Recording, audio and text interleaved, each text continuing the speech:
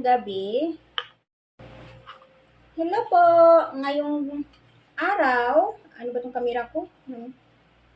Gagawa po tayo ng Vaseline at saka oil, saka aloe vera. Paghaluin po natin, gagawa po ako mga guys ng panghaplas sa balat o kaya sa face. Bago matulog, after ng wash ng face o after maghapbat, pwede po natin ilagay sa ating balat. Maganda po sa balat at saka sa face. So ngayon, simulan natin. Ang ating video for today is Vaseline. Ayan. Sangkot siya. Aray.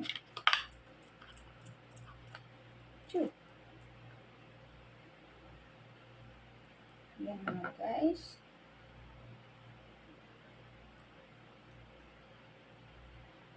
Tapos,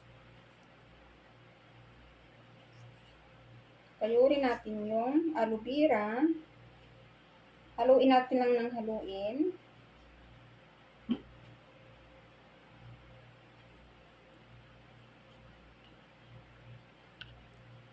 Alam nyo guys, ginawan ko to ng video kasi na-obserbahan ko. Ilang araw ko na po ito ginagamit. Okay nga rin pala. Maganda nga pala sa katawan. Kaya ginawan ko na siya ng video dahil para ipakita sa inyo kung paano ginagawa siya. Yan. Yung hindi pa alam dyan, pwede nyo po ito gagayahin at i-apply sa inyong balat bago matulog. After ng, nahulog ang ating kukunin natin, sayang. Bago matulog po, maganda sa balat po ito.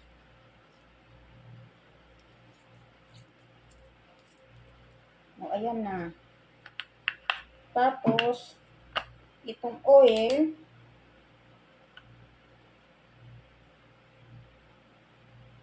isang kutsara din. O. Teaspoon kasi ito ginamit ko mga guys. Kaya, ang gagawin natin, yan. Haluin lang ng haluin hanggang sa magiging mix na silang lahat. Ayan mga guys. Tapos pwede nyo nang haplas sa inyong balat after ng hilamos sa gabi bago matulog. Ayan mga guys, thank you for watching. Kung magustuhan nyo, please like at saka share. And please subscribe para po makita nyo pa ang susunod kong gagawin.